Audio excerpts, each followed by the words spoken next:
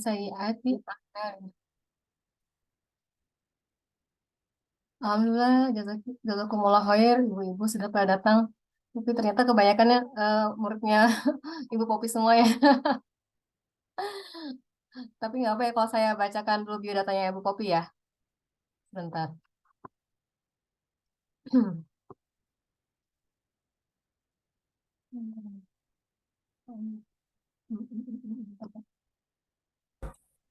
Sebentar.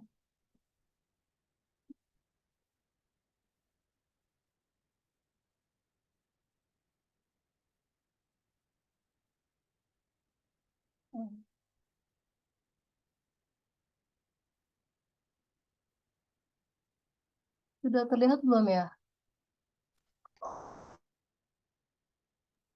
Belum, Ibu. Ya,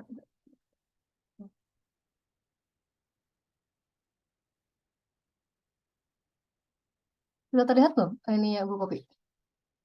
Belum, Bu Ali. Oh belum ya, tahu tahu. Alin, maaf. Oh belum di share. Maaf maaf.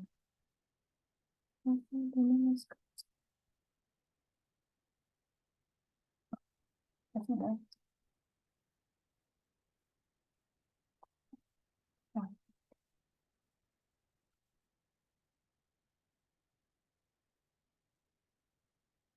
sudah terlihat ya? Sudah, Bu. Nah, Sudah, Bu. ya. Alhamdulillah, Ibu Popi merupakan lulusan dari Universitas Negeri Padang ya, tahun 2011. Kemudian lulusan Magister Psikologi Universitas Pajajaran, jurusannya Psikologi Pendidikan tahun 2015. Kepala Laboratorium Psikologi Universitas Mercu Buana Meruya, Psikolog Pendidikan PGT KSD, Psikolog DNA Consulting dari 2019 sampai sekarang, dan asesor eksternal beberapa kementerian. Oh, Masya Allah.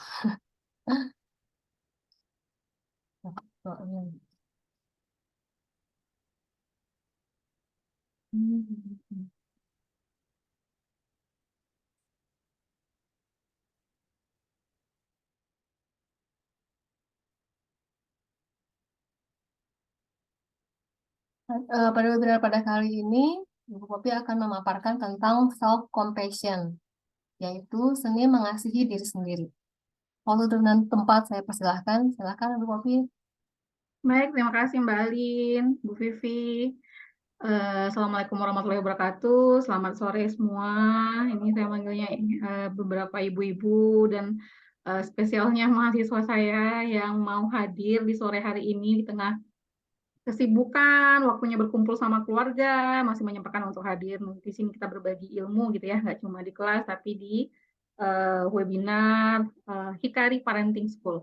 Jadi yang belum tahu dan yang baru bergabung, Hikari Parenting School ini adalah sebuah komunitas yang berisi dengan orang-orang yang hampir 200 lebih ya, Bu Vivi ya, yang diperkasai dan yang diperkasai sebagai vendornya itu adalah Bu Vivi. Beliau adalah dosen psikologi juga.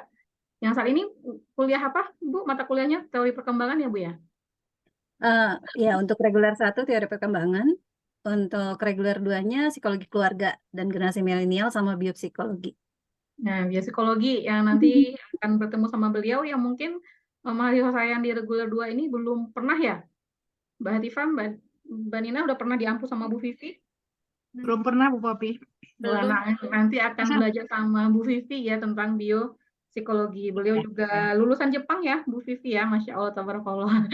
Kemudian beberapa ibu-ibu yang dari Hikari yang pernah berjumpa dengan saya sendiri, yang pernah tatap muka offline juga ya.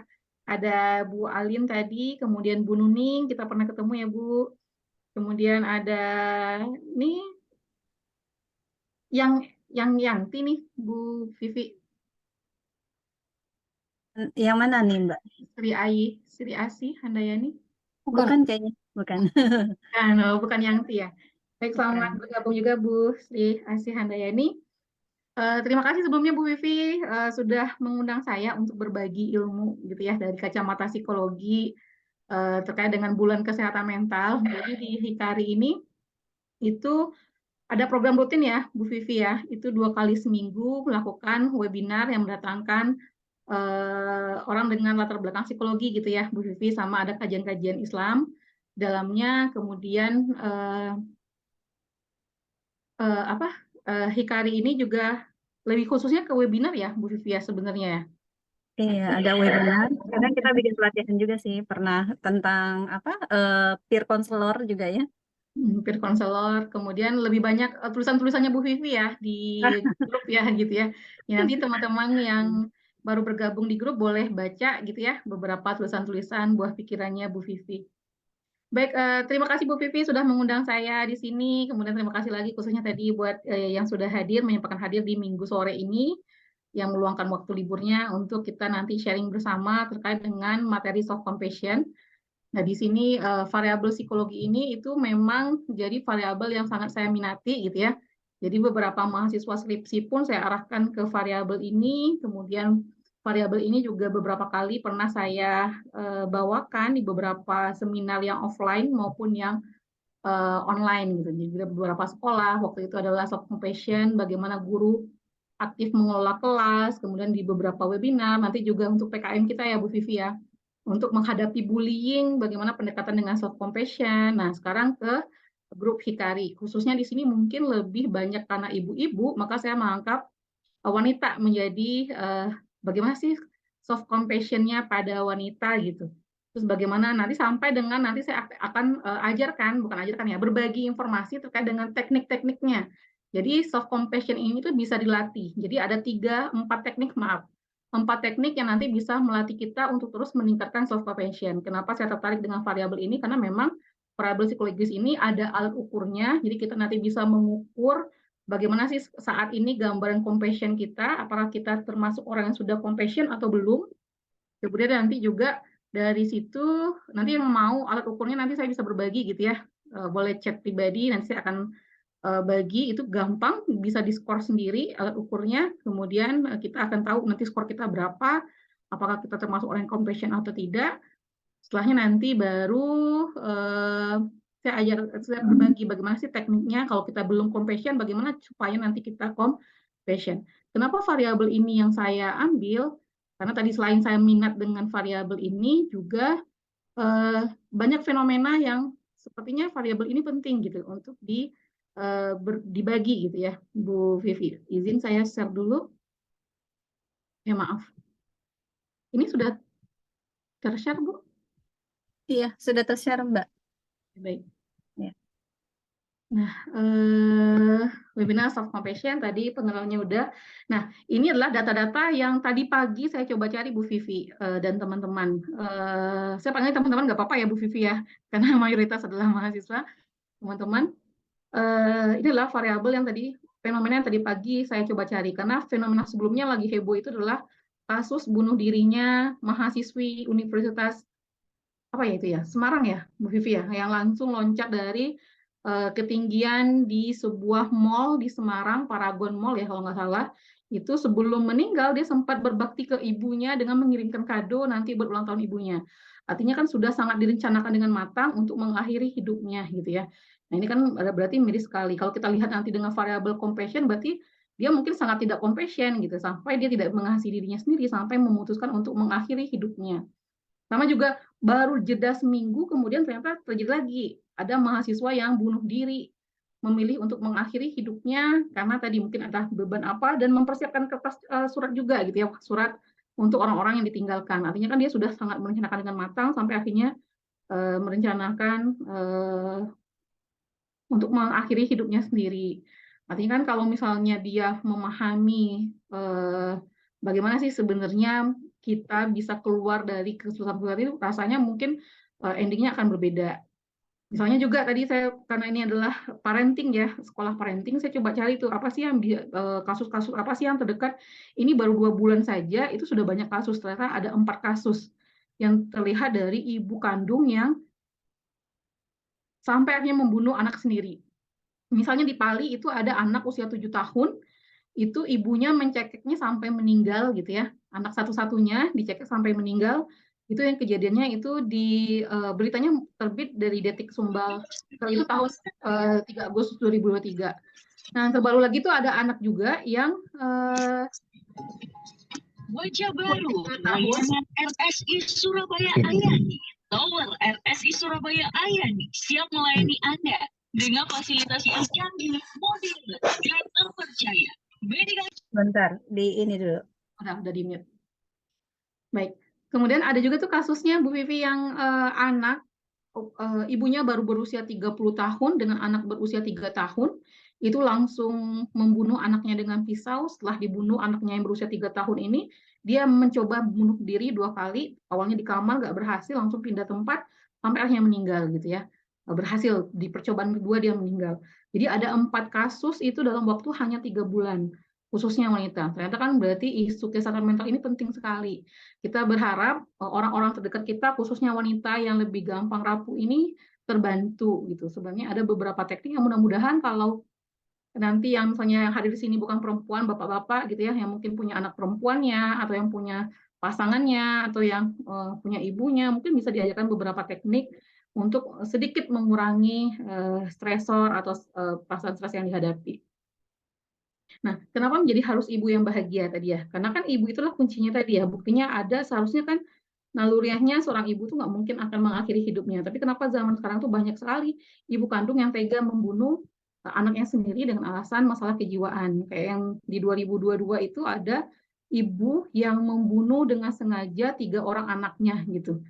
Nah, apa sih fenomena ini yang terjadi? Kemudian saya lihat beberapa, kenapa sih harus menjadi ibu yang bahagia? Ini adalah salah satu penelitian dari Penn State College bahwa dia melakukan sebuah penelitian di, maaf, 3.000 wanita yang berusia rentang usia itu dari 18 sampai dengan 35 tahun. Jadi sampelnya ini atau subjeknya ini sedang dalam keadaan hamil, kemudian diukur tingkat kesejahteraan psikologisnya atau tingkat kebahagiaannya pakai suatu alat ukur.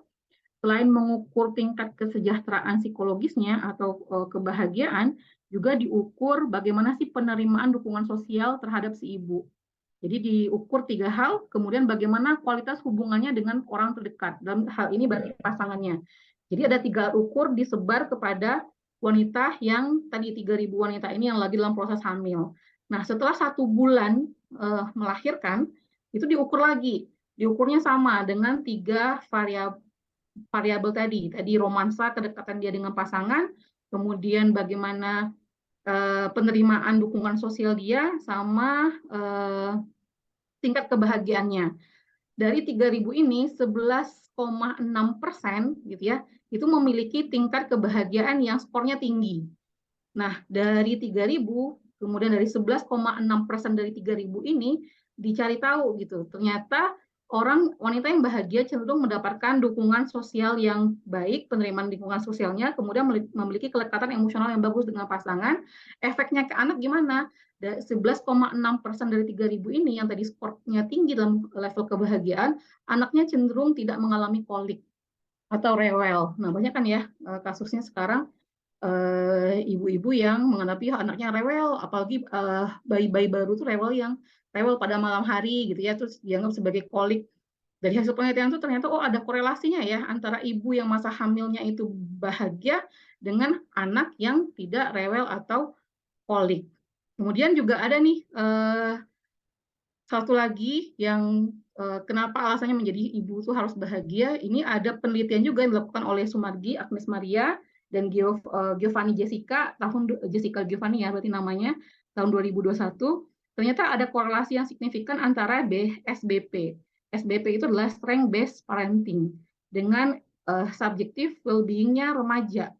Artinya di Strength Based Parenting ini adalah bagaimana orang tua itu terlibat langsung dalam mengakomodasi potensi anak. Jadi orang tua itu aktif ya membantu anak untuk mengembangkan potensinya. Ternyata pada remaja yang menilai persepsi dia terhadap pola asuh yang SBP ini cenderung lebih sejahtera hasilnya.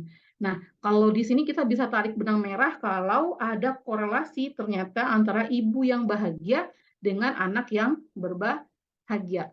Maka penting sekali untuk calon-calon ibu maupun ibu saat ini harus bahagia dulu. Kenapa? Nanti juga akan ada kaitannya sama self compassion. Ternyata ibu yang bahagia itu menurut Kamariah tahun 2023 dalam jurnal yang diterbitkan oleh Gunadarma, bahwa ibu yang memiliki perasaan positif, bahagia itu artinya ibu yang memiliki banyak perasaan positif, kemudian rendah perasaan negatifnya, dan bersyukur, kemudian memiliki kesejahteraan yang berarti. Nah, studi yang dilakukan Komoria ini dilakukan pada 218 ibu rumah tangga. Inilah fenomenanya tadi, sebelum fenomena yang tadi banyak ibu-ibu yang membunuh anaknya dan memutuskan untuk bunuh diri, kemudian ada beberapa perempuan dewasa awal yang akhirnya memutuskan untuk bunuh diri. Kenapa kita fokuskan ini loh penelitiannya loh, ternyata menjadi wanita atau ibu itu memang harus bahagia. Kenapa harus bahagia? Untuk bisa nanti juga bahagia. Nah, ini juga ada kaitannya sama self compassion. Maka pada hari ini kita akan membahas terkait apa saja. Satu, apa itu self compassion? Nanti kita juga akan kait apakah compassion ini sama dengan self love, apakah dengan kita self love itu artinya kita adalah orang yang egois, apakah artinya dengan self love itu berarti kita yaudah tunda aja pekerjaannya, saya lagi menyayangi diri sendiri gitu ya, saya lagi self love. Atau kalau misalnya posisinya saat ini misalnya saya sangat berisi, berbadan, gendut, itu saya harus self love. Apakah itu makna self love, menerima apa adanya tanpa berusaha? Apakah itu nanti akan kita bahas. Terus kenapa sih perlu kita meningkatkan self compassion? Nanti akan kita bahas juga dalam pertemuan ini. Kalau compassion-nya bagus, itu apa dampaknya? Kalau misalnya compassion-nya tidak bagus, itu akan apa dampaknya yang terjadi? Kemudian self compassion nanti akan kita kaitkan dengan pengaruh dalam parenting. Sama tekniknya tadi saya sudah janjikan 4 teknik untuk meningkatkan self compassion. Nah, itu yang nanti akan coba kita kuliti gitu satu persatu sambil diskusikan juga. Nah, peran ibu itu banyak sekali ya, Bu Vivi, atau peran wanita itu banyak sekali. Saya mencoba merumuskan beberapa secara garis besar, apa sih yang akan menjadi stresornya atau sumber stresnya para ibu atau wanita. Nah, saya ambil dari rentang perkembangan wanita itu sendiri, yang mana dari rentang perkembangan dewasa awal sampai dengan dewasa akhir. Jadi rentang usianya kalau dewasa awal sampai dewasa akhir itu menurut Santrok itu berada dalam rentang usia 18 sampai dengan usia 60 tahun. Jadi stresor wanita itu pada umumnya dalam memenuhi tuntutan peran sosial. Artinya misalnya wanita dewasa awal, tuntutan peran sosialnya apa? Biasanya menikah. Nah, sumber stresornya apabila saat usianya sudah usia-usia yang menurut sosialnya sudah harus menikah, tapi belum menikah, itu akan menjadi stresor. Banyak nih ya di antara kita yang males pulang kampung, yang lagi kuliah di Jakarta, nanti ditanya kapan nikah gitu ya. Nah, itu jelas menjadi salah satu stresornya wanita. Kemudian ada juga tuh stresornya pada ibu yang bekerja dan ibu rumah tangga. Ibu yang bekerja itu stresornya beda lagi sama ibu rumah tangga. Mungkin yang ibu bekerja itu lebih banyak ke konflik dia gitu ya, antara rasa bersalah harus meninggalkan anak di rumah, kemudian nanti ada tuntutan pekerjaan juga, bagaimana caranya untuk menyeimbangkan antara karirnya sama anak di rumah. Banyak saya temukan, banyak ibu-ibu yang merasa bersalah, apalagi nanti kalau anaknya beberapa tahapan perkembangannya itu mundur. Kemudian rasa bersalahnya yang tinggi, sehingga banyak juga ibu yang memutuskan untuk resign. Atau ibu rumah tangga, stresornya adalah apakah dengan menjadi ibu rumah tangga itu biasanya itu rasa bosan, kemudian merasa lebih insecure karena keterbatasan aktualisasi diri gitu ya, apalagi dia membanding-bandingkan dirinya mungkin dengan teman-temannya yang berkarir, kemudian merasa kayak kuliahnya atau dulu pekerjaan yang dulu pernah dia tempuh itu menjadi sia-sia. Itu banyak sekali stresor-stresor bagi ibu rumah tangga. Nah, stresor yang paling banyak juga adalah dalam hal pengasuhan dan pendidikan anak. Kenapa? Karena banyak juga tuh yang merasa apakah pendidikan yang saya berikan atau pengasuhan pola asuh yang saya berikan ini sudah tepat sama anak. Sehingga kalau misalnya ada anak yang dianggap bermasalah, itu nanti rasa bersalahnya tinggi ke si ibu. Kayak kasusnya tadi, ada ibu yang tega membunuh anaknya yang sudah berusia 13 tahun karena dianggap sebagai anak yang nakal di lingkungan. Jadi mungkin rasa bersalah ibunya sudah selalu tinggi, sehingga kemarahannya itu akhirnya membuat si anak tega membunuh anaknya tadi yang usia 13 tahun. Sehingga stresor dalam pengasuhan aja itu banyak gitu ya. Terus apalagi khususnya ibu yang memiliki anak berkebutuhan khusus gitu ya, atau ada anaknya harus didampingi gitu. Itu akan menjadi stresor yang utama juga. Kemudian ada stresor sebagai orang tua yang memiliki peran tunggal. Karena harus memikirkan bagaimana ya dia juga harus menggantikan sosok suaminya supaya figur ayahnya itu tidak lepas dari si anak. Karena walaupun sebenarnya ada peran-peran ayah yang tidak bisa digantikan oleh ibu. Nah, itu menjadi stresornya bagi ibu. Nah, stresor jika tidak dikelola dengan baik itu apa maknanya? Kenapa sampai kita tuh harus mengolah stres dengan baik? Kalau muara akhirnya kan kita sudah lihat tadi fenomena-fenomena yang sudah terjadi. Cuma menurut Blaise pada tahun 1986, cenderung orang yang self blame ya, yang menyalahkan dirinya itu orang tua yang menyalahkan dirinya akan cenderung untuk mengekspresikan atau mengarahkan rasa marahnya ke diri sendiri. Jadi yang tadi self blame tadi itu cenderung akan mengarahkan rasa marahnya, expressing anger-nya itu ke dirinya sendiri. Kemudian merasa bersalah, kemudian mengasihani itu beda nanti sama yang compassion. Mengasihi itu akan berbeda sama mengasihani gitu ya. Atau soft pity gitu. Itu akan cenderung mengarahkan ekspresi rasa marahnya ke diri sendiri. Nah, dengan berjalannya waktu tadi yang self blame ini akan remove emotionally and socially from dari anaknya. Jadi kayak sudah nggak ada gairah untuk melakukan kontak dengan anak, kemudian secara emosionalnya itu udah terkuras gitu ya. Jadi kalau terbayangnya di rumah itu kalau rasa malu itu terus, rasa bersalah, rasa marah terus dihadapkan kepada diri sendiri, itu ke anaknya kan jadi pasif jadinya gitu. Jadi kayak bukan tidak peduli, tapi sudah nggak ada energi gitu untuk menjalin kontak dengan si anak, untuk menjalin kelekatan emosional dengan anak. Kemudian berkurang antusiasnya untuk dalam humor gitu ya, kalau menurut si Blaise, atau dalam elaboration of subject matter itu maksudnya dalam memberikan pendidikan yang tepat untuk si anak sampai dengan creative involvement. Jadi kayak menjadi apa ya, pasif pengabaian gitu ya, karena dia tidak selesai dengan dirinya sendiri, akhirnya energinya nggak bisa diarahkan kepada anak. Sehingga kita butuh yang namanya self compassion.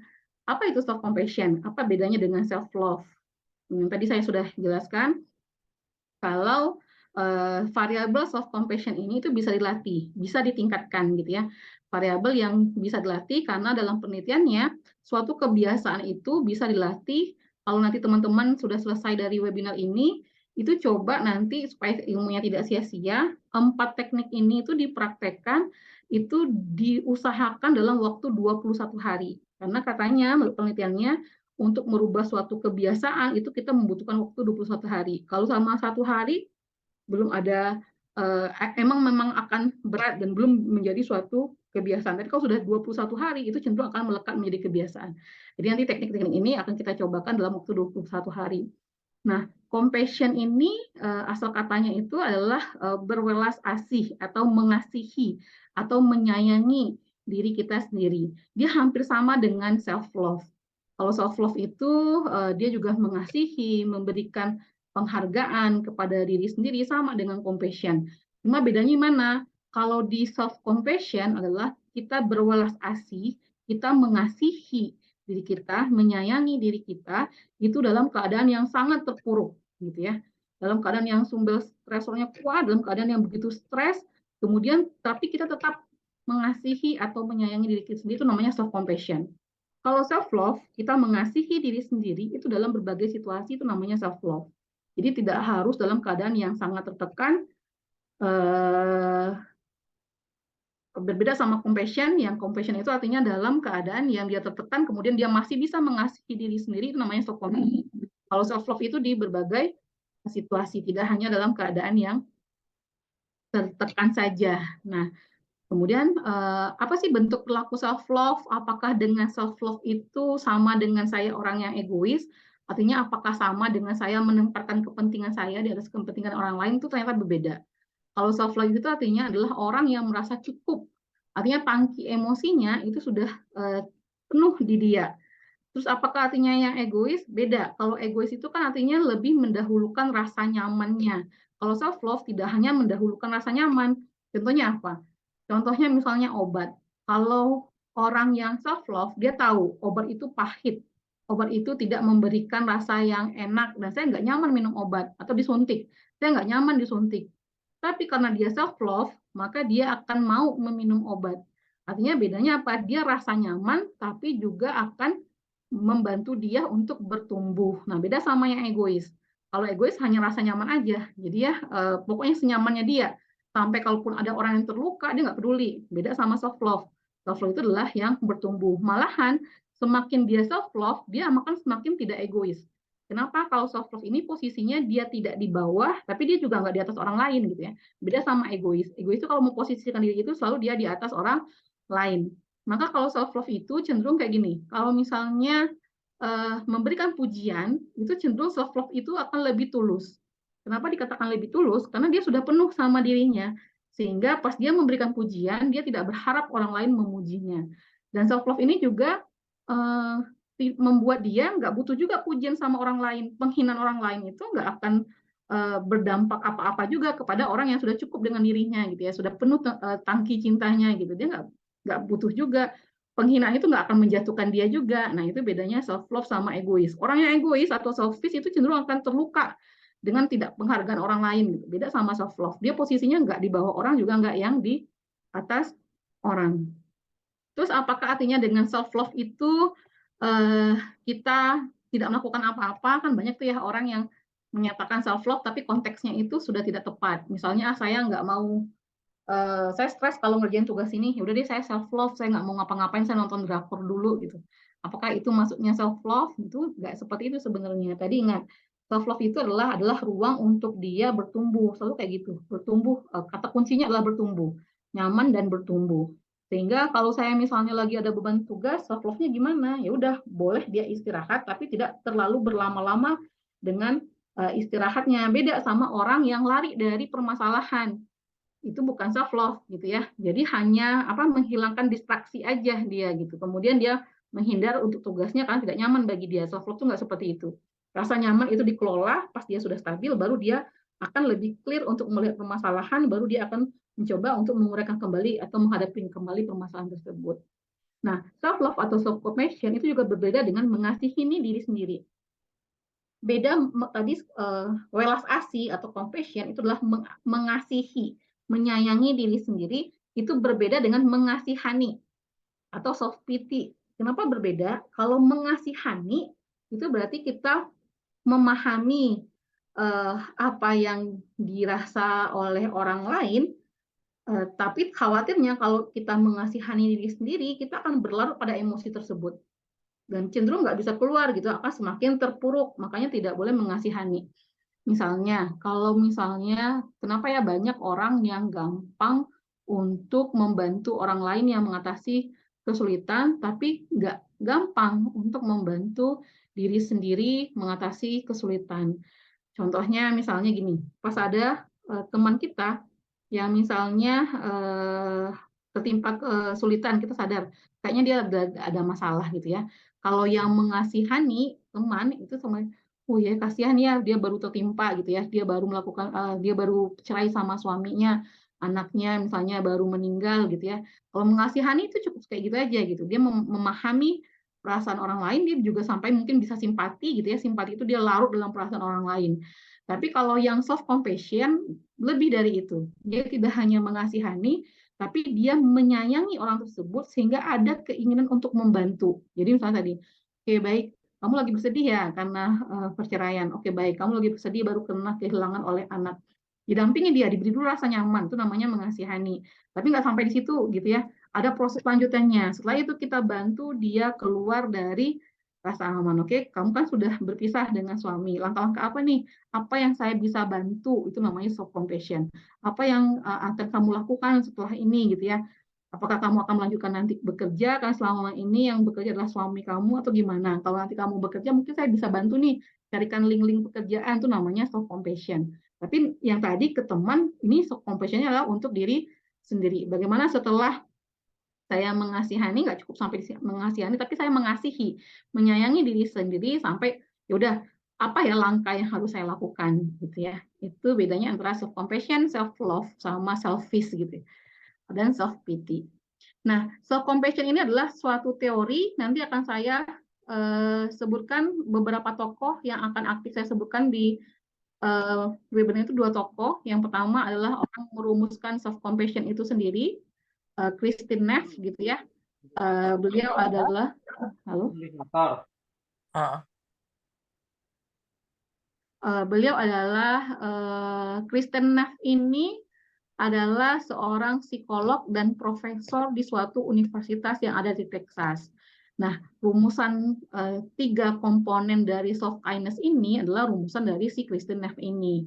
Kemudian nanti saya akan juga sering menyebutkan tokoh namanya David J.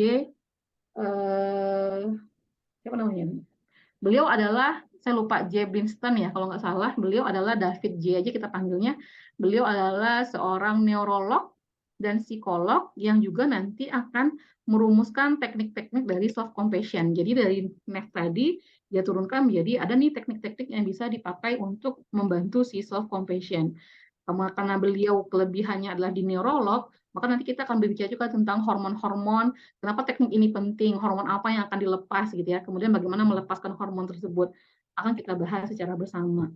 Nah, ini yang pertama, komponen NEF itu adalah self kindness gitu ya. Ada 3 tadi, ada self kindness, kemudian ada common humanity, kemudian ada mindfulness. Nah, ini adalah dimensi yang pertama, yaitu self kindness gitu. Adalah kemampuan individu untuk menyayangi diri dan menerima diri apa adanya serta tidak menghakimi diri sendiri atas kegagalan atau peristiwa yang dialami. Banyak orang yang saat ditimpa suatu musibah itu cenderung untuk mengkritisi dirinya sendiri gitu ya. Kenapa karena gagal karena saya ini gitu ya, misalnya kenapa saya cerai karena saya ini, kenapa ya anak saya kemarin sakit terus rasa bersalahnya tinggi ya karena kemarin saya nggak hati-hati ngasih makan, kenapa ya, cenderung menyalahkan diri sendiri gitu ya. Ternyata kenapa hal ini itu bisa jadi karena adanya pola asuh yang sebelumnya gitu.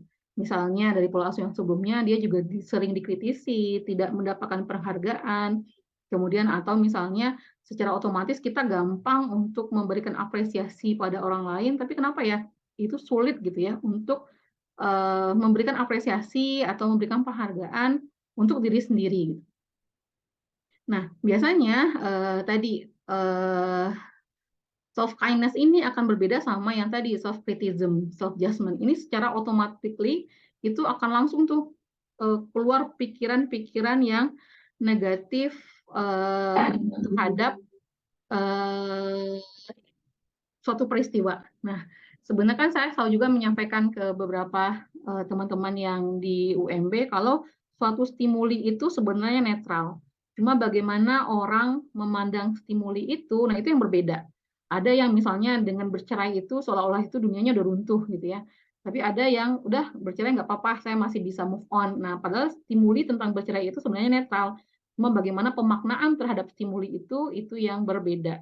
Seringkali pas dihadapkan dengan stimuli tadi, dia sering melakukan irrational belief terhadap peristiwa tersebut, sehingga tadi responnya itu melebihi dan cenderung untuk menyerang diri sendiri gitu. Menyerang ini karena saya gitu ya, saya gagal pernikahan ini karena saya yang nggak mampu mempertahankan, saya bukan ibu yang baik misalnya. Itu contohnya yang di self kindness maaf, itu akan self criticism-nya akan menjadi tinggi. Kemudian ada namanya common humanity. Ini adalah yang kedua, variabel kedua yaitu adalah common humanity adalah kesadaran individu dalam memandang kegagalan, penderitaan, kekurangan dalam diri individu merupakan bagian dari pengalaman manusia. Kalau di Islam itu kayak bersyukur gitu ya. Nah, banyak orang yang tadi saya tokohnya itu namanya Richard J. Davidson ya, yang tadi yang saya bilang sebagai neurolog, dia melakukan penelitian juga ke beberapa orang. Dia tanya ke beberapa orang yang dia teliti gitu, menurut Anda bagian dari komunitas nggak gitu? Terus selalu bilang, iya, saya bagian dari komunitas. Cuma pas di penelitiannya, ternyata pas ada masalah, cenderung yang dilihat itu, yang disorot itu adalah diri sendiri.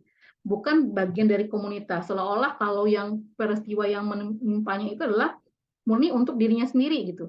Tidak berlaku umum. Contoh kayak gini, perceraian tadi ya misalnya.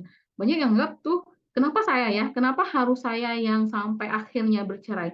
Padahal kalau dilihat dari dimensi ini, common humanity, dia juga bisa memandang, oh ternyata yang bercerai itu nggak cuma saya loh, banyak loh pasangannya juga bercerai gitu misalnya. Atau pas yang tadi anaknya sakit, oh yang anaknya sakit itu nggak cuma saya loh, banyak loh anaknya yang mungkin dikasih penyakit yang lebih dari saya. Atau pas misalnya anaknya tadi yang ABK, oh ternyata Allah ngasih anak saya yang ABK ini tuh nggak cuma saya gitu. Banyak yang orang lain nih yang menderita punya yang ABK juga. Maka fokus pada kekurangan tadi ya versusnya, kalau yang orang di bagian common humanity adalah fokus pada kekurangan dan ketidaksempurnaan tanpa memandang gambaran yang lebih luas. Dia tidak membandingkan dirinya dengan musibah orang lain yang mungkin lebih berat, seolah-olah tuh dia yang paling berat masalahnya gitu ya. Itu yang di common humanity, yang variabel yang kedua. Nah, kemudian ada yang di mindfulness, variabel ketiga dari si Kristin Neff. Menurut Kristin Neff, seorang individu perlu melihat sesuatu seperti apa adanya, tidak berlebihan maupun kurang dalam respon sesuatu secara compassion yang efektif. Maksudnya begini, orang gitu ya, kadang jarang untuk mindful. Maksudnya dia cenderung menjadi over identifikasi. Dia lupa kalau yang dia hadapi saat ini adalah emosi yang dia rasakan saat ini adalah kalau dia lebih sadar dengan emosi yang dia rasakan saat ini, itu cenderung dia akan lebih gampang untuk mencari jalan keluarnya. Nah, banyak yang sudah tumpuk-tumpuk, maka identifikasinya jadi lebih sulit karena misalnya yang tidak present hari ini itu cenderung masih merasa sedih atas kegagalan-kegagalan yang kemarin. Dan dia nggak berada di sini saat ini gitu ya. Atau dia sudah mengkhawatirkan hal-hal yang mungkin belum terjadi di masa depan, udah dikhawatirkan sama dia. Nanti anak saya kalau nggak bisa ini temannya gimana ya gitu ya. Nanti kalau anak saya nggak di sekolah yang bagus tuh gimana ya, misalnya itu udah kejauhan mikirnya, nama over identification. Padahal sebenarnya cukup dia hadapi perasaan dia saat ini, kemudian perilaku apa yang bisa dia munculkan saat ini. Itu namanya teori mindfulness. Nanti juga ada tekniknya bagaimana sih caranya kita supaya bisa mindful. Kenapa sih penting orang yang mindful gitu ya? Karena tadi misalnya kenapa sih penting untuk orang yang common humanity? Dengan common humanity tadi, dengan dia membandingkan dirinya sama penderitaan orang lain, dia masih akan ada rasa syukur di sana. Maka akan muncul juga hope di sana, hope-nya yang akan muncul. Nah, sama dengan kenapa sih orang itu harus mindful? Kalau dengan dia mindful, dia itu tidak akan reaktif gitu ya. Reaktif itu maksudnya pas ada stresor dia nggak langsung lebay gitu ya, over identifikasi udah cemas duluan, udah terlalu pundung duluan dengan masa lalu, akhirnya dia memberikan reaksi emosi yang tidak tepat gitu. Lebih reaktif gitu. Misalnya pas ada anak gitu ya, misalnya tiba-tiba mencoret mobil orang tuanya, kalau orang yang nggak mindful dia nggak lihat peristiwa yang dihadapi anak saat ini, tapi udah mikirnya kejauhan. Lah nanti ini bakal mahal nih kalau cat ulang gitu misalnya. Atau kegagalan yang kemarin, ini kemarin baru aja memecahkan ini udah ini lagi gitu ya. Maka reaksinya khawatirnya dengan dia tidak mindful, dia tidak tenang gitu ya, dia tidak lihat ini kejadiannya hari ini loh, bukan karena kesalahan anaknya yang kemarin gitu. Terus dampaknya mungkin nggak sejauh yang kamu bayangkan kemarin gitu ya. Maka dia akan lebih reaktif. Maka menurut Neff, orang yang compassion itu adalah orang yang mindful gitu. Terus nanti bagaimana cara kita mindful, nanti ada juga tekniknya. Nah, tadi salah satu yang saya sampaikan di awal, apa sih yang juga akan kita bahas? Satunya adalah kenapa sih penting tadi self compassion itu gitu. Nanti kita bahas dari 3 ini. Kenapa pentingnya self kindness gitu ya? Karena tadi dengan kita memahami gitu ya diri kita, kemudian mau berbuat baik atau mengasihi diri sendiri, itu juga pastinya akan resilience. Resilience itu kan adalah daya lenturnya. Bagaimana caranya orang yang tadi terpuruk gitu, kalau ibaratnya bola gitu ya, semakin ditekan ke bawah, dia harusnya semakin tinggi daripada tempat tekanan bolanya ke bawah. Nah, artinya bagaimana posisinya saat ada masalah itu yang terpuruk, dia kembali ke awal, malah mungkin lebih naik lagi. Maka orang yang soft kindness terhadap dirinya itu akan cenderung punya hope gitu. Beda sama orang yang selalu mengkritisi diri sendiri, selalu mengkritisi sendiri gitu ya, tanpa melihat ada loh baiknya diri gitu ya, tanpa melihat ada loh positifnya kamu udah berhasil loh kemarin mengatasi beberapa masalah yang mungkin lebih berat daripada ini. Nah, cenderung akan lebih insecure. Maka kalau dalam ajaran Islam itu Hamba yang baik itu adalah hamba yang paling cepat menemukan hikmah di setiap kejadian gitu. Dengan dia menemukan cepat hikmah di setiap kejadian, dia nggak akan berprasangka lama-lama ke Allah gitu ya, berprasangka buruk ke Allah gitu. Dengan dia cepat menemukan hikmah dari suatu peristiwa, dia akan cepat menemukan jalan keluarnya gitu. Oh, Allah kayaknya lagi mengajarkan saya untuk sabar. Oh, Allah kayaknya lagi mengajarkan saya untuk ikhlas terhadap suatu kehilangan. Maka selanjutnya apa ya yang harus saya lakukan? Itu namanya adalah hope tadi. Apa ya goal saya gitu. Sehingga kalau pentingnya self compassion, dengan kita memiliki self kindness, kita akan lebih resilience. Nah, ini juga ada penelitiannya ya, korelasi antara resiliensi dengan self compassion. Di penelitiannya ternyata ada korelasi yang positif antara self compassion dengan resiliensi. Semakin tinggi compassionnya, maka semakin tinggi juga resiliensinya ternyata. Nah, orang yang tidak self kindness itu akan cenderung insecure. Kemudian common humanity. Kenapa ya orang yang common human itu lebih empati? Karena tadi dia mampu membandingkan dirinya dengan penderitaan orang lain. Dia mampu merasakan apa yang dirasakan orang lain. Maka dia akan lebih empati. Oh, ternyata saya lebih untung ya nih di sini gitu. Oh, ternyata saya nggak lebih malang dari dia ternyata gitu. Kemudian dengan merasakan penderitaan yang sama, mungkin dia akan lebih berempati. Tapi kalau misalnya dia tidak mampu atau common humanity-nya tidak baik tadi, itu cenderung untuk mengisolasi diri. Jadi seolah-olah ini hanya penderitaan saya, ini adalah kesalahan saya, itu cenderung dia mengisolasi dari dirinya sendiri. Itu kenapa penting self-compassion. Kemudian tadi yang mindfulness, tadi saya jelaskan juga, orang yang mindful itu akan cenderung lebih tenang, kemudian perasaan negatifnya juga bisa diminimalisir. Nah, mungkin yang paling penting, kalau tadi kan kita paham ya, berarti ternyata memang penting ya compassion itu ya. Kita harus mengasihi diri kita sendiri supaya nanti bisa berbaik sangka, ibaratnya pada diri sendiri, membantu diri sendiri untuk keluar dari keterpurukan, sehingga nanti kalau saya sudah penuh tangki cintanya, saya bisa memberikan tangki cinta yang positif kepada anak, karena hasil penelitiannya menyatakan bahwa ibu yang bahagia akan cenderung bisa meningkatkan soft well-being-nya anak gitu. Kemudian bagaimana cara meningkatkannya gitu ya. Nah, ini saya akan sesuaikan dengan masing-masing dimensinya. Yang dimensi yang pertama adalah self compassion, itu adalah tadi self kindness gitu ya. Terus bagaimana sih cara meningkatkan dimensi ini? Adalah dengan positive self talk. Misalnya di sini. Di sini adalah saya lihat ada gambar gitu ya. Sebenarnya tanpa sadar kita juga sering kok melakukan self talk, tapi nggak yang diucapkan gitu. Kita lebih seringnya dalam hati gitu ya. Ah, kenapa sih tadi saya nggak bisa?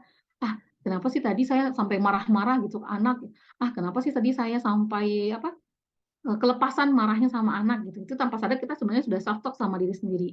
Nah, ini yang tadi tokoh tadi Richard J. Davidson, dia mencoba melakukan, karena dia orang neurolog ya, dia mencoba melakukan riset kepada beberapa orang dan mengetes hormonnya itu saat dia melakukan self talk itu ternyata apa yang terjadi gitu. Nah, ternyata dengan positif self talk, jadi self talk itu ada dua, ada yang negatif self talk, kemudian ada yang positif. Pas diukur ternyata pas terjadi suatu peristiwa yang cenderung meningkat itu adalah paling gampang apa ya ibaratnya ya, kalau misalnya stylenya sama-sama antara positif sama negatif, kemudian dikasih stimulinya itu berupa stresor gitu ya, cenderung orang itu ternyata yang negatif self talk-nya itu lebih dominan untuk muncul gitu ya. Makanya langsung kayak menyalahkan diri sendiri, pemikiran negatif itu akan langsung cepat keluar. Coba sementara yang positif ini itu cenderung tertinggal nih responnya dibandingkan yang negatif. Nah, menurut J. Davidson tadi, bagusnya gimana? Bagusnya adalah melatih yang si positif ini dengan tekniknya namanya self talk. Kita mencoba yang pikiran-pikiran negatif yang secara langsung spontan tadi keluar, kita kendalikan dengan afirmasi yang positif. Caranya kita coba narasikan dengan kalimat-kalimat yang positif. Misalnya tadi apa ya, kenapa sih saya tadi gampang meledak gitu. Nah, kira-kira kita coba afirmasi yang positif. Oke, baik, ternyata saya akan belajar untuk kontrol rasa marah misalnya. Hari ini saya bisa mengontrol rasa marah saya. Hari ini saya akan mampu lebih bersikap apa gitu ya. Itu diulang berkali-kali. Nah, dengan penghargaan terhadap diri sendiri, menurut si David Davidson itu secara otomatis di bagian otak itu, otak akan mengeluarkan namanya hormon oksitosin gitu ya. Adalah hormon yang terkait dengan cinta gitu. Hormon yang terkait dengan insting sosial. Maka biasanya orang cenderung kalau dikasih penghargaan ke orang lain, oh kamu cantik ya, oh kamu baik ya gitu ya. Orang yang dapat pujian itu cenderung akan memunculkan hormon oksitosin gitu ya, rasa insting sosial. Beda sama, nah kita gampang memuji orang, tapi pada dasarnya kita kayak sulit banget memuji diri sendiri. Boleh nggak sih memuji diri sendiri? Boleh aja gitu ya, memberikan penghargaan. Untuk apa? Untuk meningkatkan hormon oksitosin. Dengan meningkatnya hormon oksitosin ini, sehingga kita pun akan lebih gampang untuk memberikan apresiasi yang tulus gitu. Dan memberikan apa insting sosialnya akan muncul gitu. Tadi misalnya orang yang di slide awal itu, kalau ibu yang sudah terlalu capek, yang menyerang rasa marahnya ke diri sendiri, yang self blame tadi, itu akan cenderung emosinya datar dan tidak ada minat untuk menjalin kontak sosial lagi sama anak gitu ya, kurang minatnya untuk relasi. Tapi kalau dengan yang hormon oksitosin ini akan memunculkan lagi ternyata hormon tersebut akan memunculkan lagi minatnya untuk tadi menjalin rasa apa berhubungan lagi sama anaknya, memberikan rasa sayang lagi ke anaknya. Maka penting untuk kalau ke orang lain ini artinya self-talk-nya adalah untuk diri sendiri gitu ya. Caranya gimana? Silakan latihan gitu ya.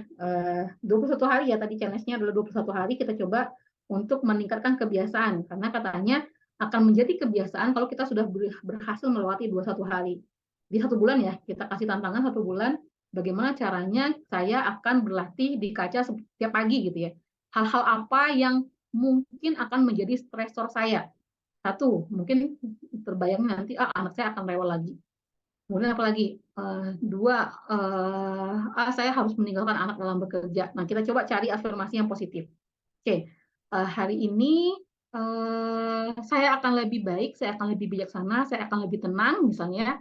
Terus apalagi yang tadi, saya tinggalkan anak saya titip penjagaannya kepada Allah yang Maha Baik, Allah yang Maha menjaga, doa saya yang akan melindungi anak saya, itu terus diafirmasi berkali-kali, itu namanya positif self-talk. Gunanya untuk apa? Untuk mereduksi tadi pikiran-pikiran negatif, memunculkan namanya hormon oksitosin, sehingga dengan hormon itu kita mampu memberikan kasih sayang yang lebih ke anak. Itu namanya adalah yang self-talk. Positif self-talk.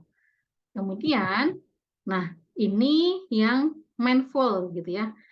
Terus bagaimana ya? Saya susah banget nih mindful gitu. Ini ada 2. Sebenarnya kalau ada juga tuh namanya rational emotive behavior therapy. Cuma mungkin akan lebih sederhana kalau kita pakai tekniknya namanya butterfly hug sama yang tarikan nafas untuk mindfulness gitu. Caranya ini juga bisa dilatih ya. Dilatihnya pertama saat kita mulai memejamkan mata, coba teman-teman pejamkan matanya, itu secara otomatis itu akan langsung tuh berkeliaran di kepala kita hal-hal yang mungkin kita tidak bisa mindful gitu ya saat ini pada webinar ini gitu. Mungkin ada mahasiswa yang aduh tugas, aduh tadi gerbang, oh anak belum makan gitu ya. Semua akan muncul gitu ya. Nah, sekarang coba kita harus berada fokus pada webinar ini. Caranya gimana? Kita pakai tekniknya mindfulness dengan tarikan nafas. Contohnya gimana? Misalnya ini ada cuping hidung gitu ya. Coba teman-teman sekarang pegang cuping hidungnya, kemudian coba hirup udaranya, kemudian tarikan nafasnya itu sampai ke cuping hidungnya gitu. Coba. Nah, kita bisa rasakan ada gesekan ya gitu ya, kayak apa? Sentuhan halus oleh udara di cuping hidung. Sekarang coba lagi rasakan terus, pejamkan mata. Kemudian dibuang sampai kita rasakan tadi udara ya di cuping hidung. Itu kita terus, jadi kita akhirnya memfokuskan pikiran kita saat ini itu adalah ke cuping hidung. Nah, itu bisa untuk mengurangi distraksi kita atau over identification kita terhadap yang di luar ini. Itu namanya adalah teknik. Nah, ini harus dilatih juga. Misalnya, saat saya tiba-tiba menemukan anak saya baru kejadian yang kemarin-kemarin gitu ya, menuangkan air ke laptop misalnya. Padahal laptop itu adalah laptop kedua yang saya beli karena yang satunya juga dirusak oleh anak ini gitu ya. Nah, kalau yang tidak mindful gitu ya, akan langsung bereaksi gitu ya. Misalnya langsung marah, ini kenapa? Ini yang udah kedua kali laptop mama diginiin gitu ya. Tapi caranya gimana tetap mindful? Karena ingat tadi orang cenderung akan langsung memberikan, kalau orang yang tidak mindful, dia akan langsung memberikan respon secara alam bawah sadar. Tadi kan udah ada kekecewaan kenapa laptopnya dirusak gitu ya. Kemudian udah ada bayangan kalau nanti kalau misalnya saya rusak lagi nih 2 kali lipat nih harganya gitu. Nah itu yang membuat kita bereaksi cenderung berlebihan yang kadang sebenarnya nggak pas juga gitu ya. Anak 4 tahun itu mana paham gitu dengan harga laptop gitu. Kemudian setelah kita marah kemudian menyesal. Maka gimana caranya? Setiap ada peristiwa yang seperti itu, jangan memberikan reaksi apa-apa dulu. Duduk dulu gitu ya, diam dulu gitu. Tenang, maksudnya jangan tenang juga. Kita tahu kalau kita langsung bereaksi nanti efeknya pasti akan panjang juga gitu. Ada rasa bersalah juga. Setelah meneriakin anak juga kita akan merasa bersalah. Kemudian juga akan menyalahkan diri sendiri juga. Kenapa tadi saya nggak hati-hati? Kenapa saya harus kerja di sini? Kenapa tadi airnya saya taruh di meja gitu ya? Caranya gimana? Reaksi yang pertama adalah tahan diri, mematung gitu ya, patung dulu gitu ya. Dengan patung gitu, jangan reaksi kenapa-apa dulu. Kemudian hindarkan dulu semua kekhawatiran kita akan harga laptop, semua kekesalan kita karena kemarin laptopnya pernah rusak. Caranya gimana? Tarik nafas yang panjang gitu. Kemudian rasakan cupitnya, gitu ya. Coba lagi, kalau masih ada gejolak untuk memberikan reaksi, tahan lagi. Kemudian rasa lagi gitu. Terus. Nah, setelah tadi itu sebenarnya juga melepaskan energi gitu ya, melepaskan energi. Kalau di Islam itu kan berarti ya udah wuduk dulu gitu ya. Nanti memberikan responnya nanti pikirin bagaimana cara ngomong ke anak yang 4 tahun gitu ya. Caranya adalah wuduk dulu. Nanti masalah gimana bayar laptopnya, gimana itu nanti dulu gitu ya. Wuduk dulu gitu.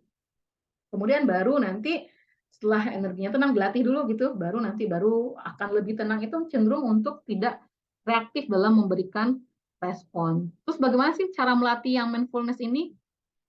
Kalau saya yakin di beberapa agama juga gitu ya, khususnya di Islam gitu, itu juga khusuk gitu sebenarnya kita lagi melatih mindful gitu ya. Bagaimana sih caranya supaya kita hanya memikirkan aktivitas ibadah kita gitu ya, aktivitas sholat kita. Banyak orang yang tidak mindful atau yang tidak khusuk waktu sholat itu kan tiba-tiba kunci yang hilang itu bisa ketemu waktu lagi sholat gitu ya. Oh iya, tadi kuncinya itu di sana gitu ya. Kok bisa? Karena kita nggak mindful gitu. Terus gimana dengan mindful? Artinya saat kita sholat, kita membayangkan apa sih makna gerakannya, apa sih makna ruku itu, apa sih makna sujud itu, dan akan lebih mindful saat kita paham arti sholat gitu ya.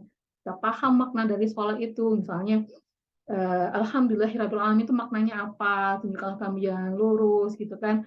Misalnya setiap makna sholat itu kita pahami, itu akan lebih mindful. Sama tadi setelah tarikan nafas kita akan mencoba berpikir reaksi apa yang tepat. Mungkin nggak saya harus teriakan anak saya, mungkin nggak saya harus marah dengan dia yang tidak tahu apa-apa gitu misalnya. Itu akan mencoba kita untuk mindful. Kemudian ada juga teori namanya butterfly hug. Ini hampir sama sebenarnya sama rasional emotif behavior therapy. Ini teknik yang juga sering dipakai untuk orang-orang yang gampang traumatik gitu ya. Bagaimana caranya? Karena menurut tadi si Richard J. Davidson itu dengan pelukan itu cenderung bisa mengeluarkan yang namanya hormon serotonin. Hormon serotonin itu apa? Mungkin teman-teman yang sudah pernah sering dengar adalah hormon kebahagiaan. Makanya banyak orang yang sentuhan fisik gitu ya, pas kita lagi ada masalah kemudian dipeluk oleh adik kita, oleh pasangan kita, itu cenderung akan lebih tenang. Namanya adalah hormon serotonin. Sebagaimana supaya self compassion, butterfly hug itu membantu saat kita mengandalkan diri sendiri. Anggaplah misalnya suami lagi kerja gitu ya, tidak ada yang bisa memberikan pelukan, tidak ada yang bisa memberikan rasa aman, rasa nyaman, sementara kita harus tetap self compassion. Caranya adalah kita mencoba posisinya adalah yang tadi ya kayak kupu-kupu gitu ya, butterfly hug itu seperti kupu-kupu, kemudian kayak seperti memeluk, tapi di sini adalah kita memeluk diri sendiri, kemudian dengan tangan kanan kiri kita itu kita menepuk pundak yang sebelah kiri gitu ya, kemudian sampaikan pada diri sendiri itu kejadian hari ini gitu ya, apa sebenarnya yang terjadi ini ya. Kita terima dulu semua hal yang terjadi hari ini, kan mindfulness tadi ya, kita terima dulu. Oke, kamu sekarang Poppy, kamu lagi marah ya, gitu ya. dipuk-puk dulu gitu ya. Ibaratnya itu ditenangkan dulu gitu ya. Oke, tadi kamu kesal banget ya gitu ya. Terus hari ini kamu kecewa banget ya. Oke, kamu merasa gagal ya hari ini gitu ya. Terus dipupuk-pupuk dulu. Sambil tarik nafas, sambil mindfulness gitu ya. Sambil merasakan tadi tarikan nafas kita, merasakan ada aliran udara ke cuping gitu ya. Kemudian setelah kita mulai tenang gitu ya, energi apa sudah tidak meluap-meluap lagi, baru nanti kita mulai mengafirmasinya.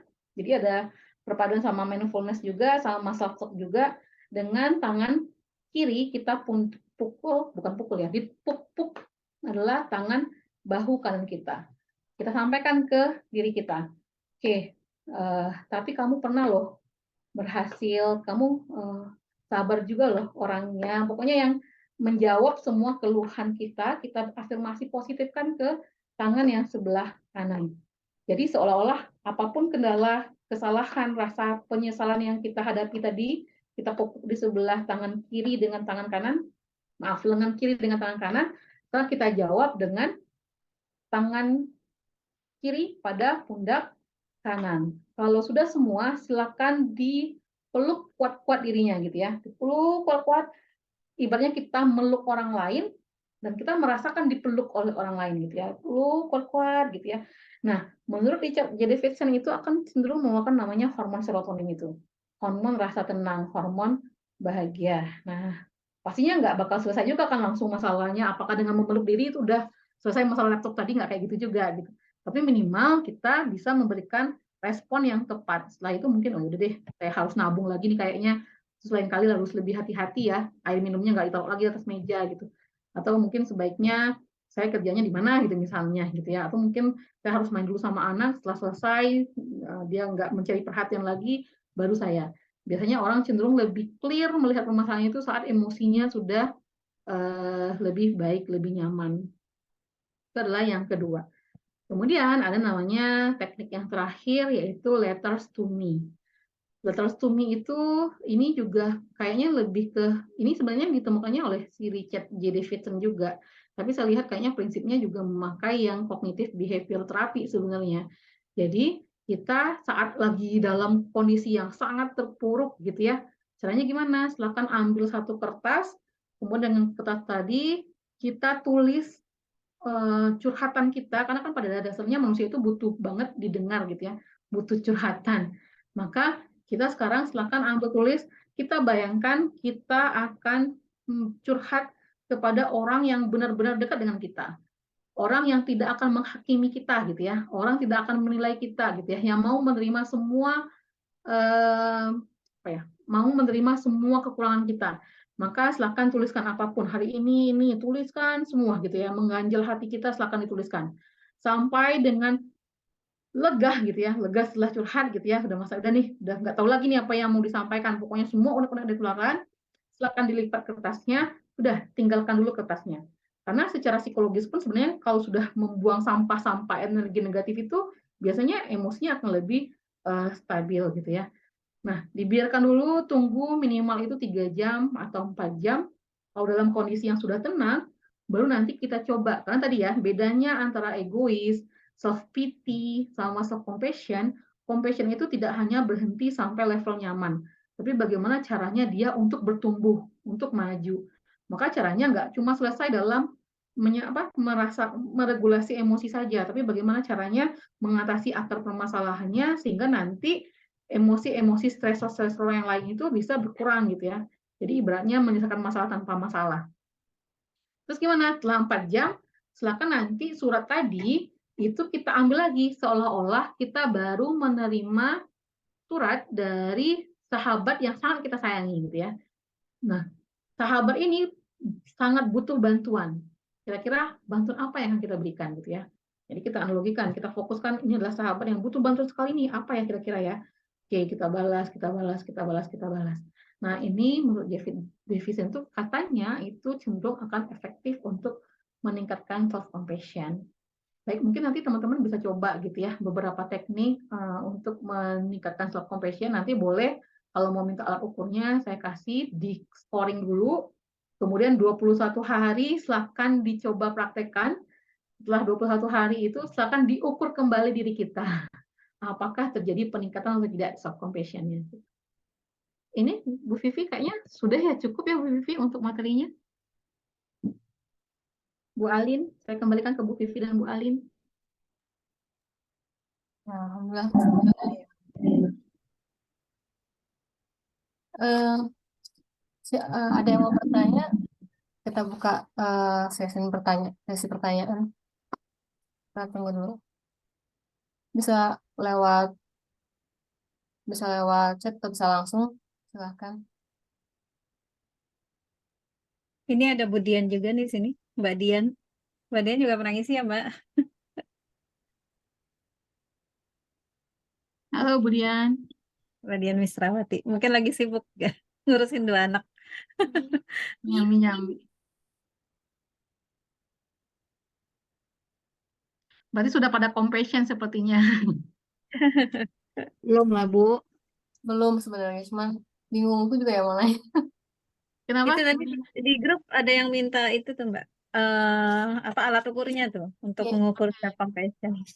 Ya, saya mau, Bu. Ibu, Ya, saya mungkin lebih mau sharing aja kalau boleh. boleh Mbak Nina, silakan. Iya, tadi saya menyimak apa yang Ibu sudah sampaikan. Terima kasih atas materinya. Sebagai seorang ibu 2 anak dan pernah gagal menikah ya Bu, saya pernah mengalami hal yang mungkin bisa dibilang saya sudah hit the rock bottom lah ya. Sudah pernah ada di titik yang paling rendah dan eh, saya pernah mencoba bunuh diri Bu waktu itu.